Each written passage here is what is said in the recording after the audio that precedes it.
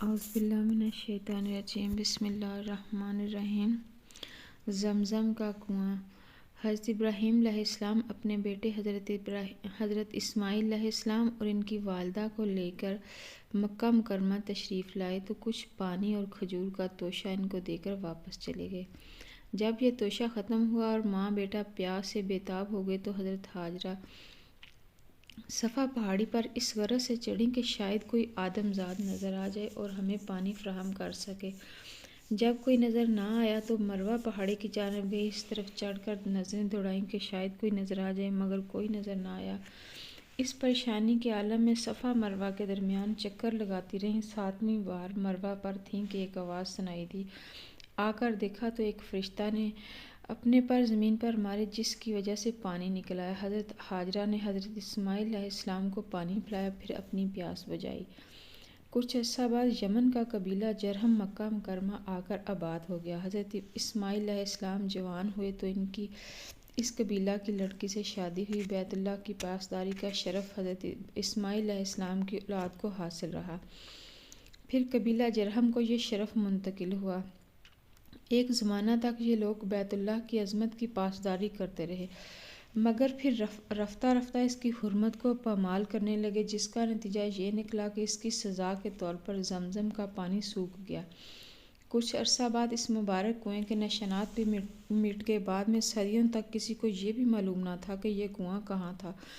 کاتب تقدیر نے اس مقدس چشمہ کی عبادت و تجدید کا شرف رسول اللہ صلی اللہ علیہ وآلہ وسلم کے دادا حضرت عبد المطلب کی قسمت میں لکھا ہوا تھا، جنہوں نے خواب میں دیکھا کہ ایک شخص ان سے کہہ رہا ہے کہ اس جگہ کی کھدائی کرو، یہاں زمزم ہے۔ چنانچہ صبح کو انہوں نے اس جگہ کی کھدائی کی تو کنویں کے آثار نظر آئے۔ پھر مزید کھدائی کرنے پر پانی نکل آیا۔ حضرت عبد المطلب نے اعلان کر دیا کہ جو چاہے اس کنویں کا پانی استعمال کرے، البتہ کنویں کا نظم و نسق میرے پاس رہے گا۔ ان کی زندگی میں یہ ذمہ داری ان کے پاس رہی، جو ان کی رفاقت کے بعد ان کے بیٹے اور رسول اللہ صلی اللہ علیہ وآلہ وسلم کے چچا حضرت عباس کے سپرد کر دی گئی۔ رسول اللہ صلی اللہ علیہ وآلہ وسلم نے فتح مکہ کے موقع پر ان کی خدمت کو ان کے لیے جاری رکھا۔ حضرت ابن عباس رضی اللہ تعالیٰ عنہ سے روایت ہے کہ ایک دفعہ رسول اللہ صلی اللہ علیہ وآلہ وسلم چاہے زمزم تشریف لائے تو دیکھا کہ لوگ پانی نکال کر پی رہے ہیں اور پلا رہے ہیں۔ آپ صلی اللہ علیہ وآلہ وسلم نے ارشاد فرمایا، تم اس کام میں لگے رہو، بلا شبہ یہ کار خیر ہے۔ اگر مجھے اس بات کا خدشہ نہ ہوتا کہ سب لوگ میری اتباع کے شوق میں خود پانی نکالنے لگیں گے اور تم ان کو کنٹرول نہ کر سکو گے تو میرا جی چاہتا کہ میں خود بھی رسی کھینچ کر پانی نکالتا۔ ماضی قریب تک ڈول کے ذریعے کنویں سے پانی نکالنے کا سلسلہ جاری رہا۔ سن 1373 ہجری اور 1953 میں اس مقصد کے لیے جدید مشینری نصب کر دی گئی، جس کے ذریعے پانی نکال کر ٹینکی میں جمع کر دیا جاتا اور اس پر لگی ہوئی ٹوٹیوں سے پانی استعمال ہوتا۔ یہ مبارک کنواں کعبہ شریفہ سے 21 میٹر کے فاصلے پر واقع ہے۔ جدید ترین تحقیق کے مطابق کنویں کے گرد مختلف چشموں سے پانی کا ابال 11 سے لے کر 17.5 لیٹر فی سیکنڈ ہے۔ اس طرح ایک منٹ میں اس کی کم از کم مقدار 660 لیٹر اور ایک گھنٹہ میں 39,600 لیٹر ہے۔ ان چشموں میں سے ایک کا دہانہ حجرہ اسود کی طرف کھلتا ہے، جس کا طول 75 سینٹی میٹر اور بلندی 30 سینٹی میٹر ہے۔ جب سب سے زیادہ پانی اسی سے نکلتا ہے۔ ایک چشمہ کا دہانہ مقبرہ یعنی کہ اذان کی جگہ کے سامنے ہے، اس کا طول 70 سینٹی میٹر اور بلندی 30 سینٹی میٹر ہے۔ ان کے علاوہ بھی چھوٹے چھوٹے چشمے ہیں جو صفا مروہ کی طرف سے آتے ہیں۔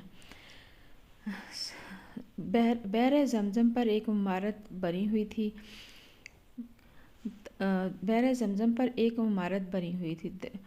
جو 1381 ہجری اور 1388 ہجری کے درمیانی مدت میں گرا دی گئی تاکہ اس جگہ مطاف کی توسیع ہو جائے اور زمزم پینے کا انتظام تہہ خانے میں کر دیا گیا جو مطاف کے نیچے ہے اور ایئر کنڈیشن ہے۔ اس تہہ خانہ میں جانے کے لیے 23 سیڑھیاں ہیں جو زمزم تک جانے کے لیے عورتوں اور مردوں کے لیے علیحدہ علیحدہ ہیں۔ اس تہہ خانے میں چاہ زمزم کے متصل 350 ٹوٹیاں لگی ہوئی ہیں، جن میں سے 220 ٹوٹیاں مردوں کی جانب اور 130 عورتوں کے حصہ میں ہیں۔ اس کنویں کو شیشے کی دیوار سے محفوظ کر دیا گیا ہے جس سے کنویں کو بآسانی دیکھا جا سکتا ہے۔ اس تہہ خانے کنویں تک پہنچنے کا راستہ مطاف کے اندر ہے، اسے مسا کے باہر مشرقی صحن میں منتقل کرنے کا منصوبہ بھی زیر غور ہے۔ آب زمزم جنت کے چشموں میں سے ایک چشمہ ہے۔ یہ سب سے پہلا انعام ہے جو اللہ تعالیٰ نے حضرت ابراہیم علیہ السلام کی دعا کے بعد ان کو عطا فرمایا۔ یہ مبارک کنواں بھی اس شہر کے آباد ہونے کا سبب بنا۔ یہ حرم شریف کے احاطہ میں اللہ تعالیٰ کی زندہ و جاوید نشانیوں میں سے ایک ہے۔ یہ ایسا چشمہ ہے جس سے ہر زائر سیراب ہوتا ہے۔ یہ اللہ تعالیٰ کی عظیم نعمتوں میں سے ایک ہے۔ روئے زمین پر یہ پانی سب سے عمدہ، افضل اور خیر و برکت والا ہے۔ یہ چشمہ ایک مقدس فرشتہ حضرت جبرائیل علیہ السلام کے ذریعے ظہور میں آیا۔ یہ چشمہ زمین پر سب سے زیادہ مقدس اور محترم حصہ پر واقع ہے۔ اس مبارک پانی سے سرور کائنات صلی اللہ علیہ وسلم کا قلب اطہر ایک سے زیادہ مرتبہ دھویا گیا۔ آپ صلی اللہ علیہ وآلہ وسلم نے اپنا لعاب دہن اس پانی میں ڈالا۔ اس مبارک پانی میں یہ وصف ہے کہ بھوکے کے لیے کھانا ہے، بیمار کے لیے شفا ہے، سر درد میں مفید ہے، بینائی کو جلا بخشتا ہے۔ جس کار خیر کی نیت سے اس کو پیا جاتا ہے اللہ تعالیٰ اس کو پورا فرما دیتے ہیں۔ اس کو شکم سیر ہو کر پینا ایمان کی علامت ہے، نفاق سے برات کی نشانی ہے، نیکوکاروں کا مشروب ہے، احباب و اقربا کے لیے بہترین تحفہ ہے، ضیافت کے لیے ایک عمدہ چیز ہے، جسم و جان کو توانائی بخشتا ہے، کثیر مقدار میں استعمال ہونے کے باوجود اس میں کمی نہیں ہوتی۔ تقریباً 5000 سال سے یہ چشمہ جاری ہے۔ کہا جا سکتا ہے کہ روئے زمین پر سب سے قدیم کنواں ہے۔ آب زمزم پینے کا مسنون طریقہ یہ ہے کہ داہنے ہاتھ سے پیے، قبلہ رو ہو کر پیے، پینے سے پہلے بسم اللہ پڑھے۔ اس مبارک پانی کو کھڑے ہو کر پینا بھی مسنون ہے جبکہ عام پانی بیٹھ کر ہی پینا سنت ہے۔ 3 سانس میں پیے، خوب سیراب ہو کر پیے، پینے کے بعد الحمدللہ کہہ کر اللہ تعالیٰ کا شکر ادا کرے۔ یہ مبارک پانی پینے کے بعد دنیا و آخرت کی خیر و برکت کی دعا کرے۔ اس وقت دعا کی قبولیت کا ہے۔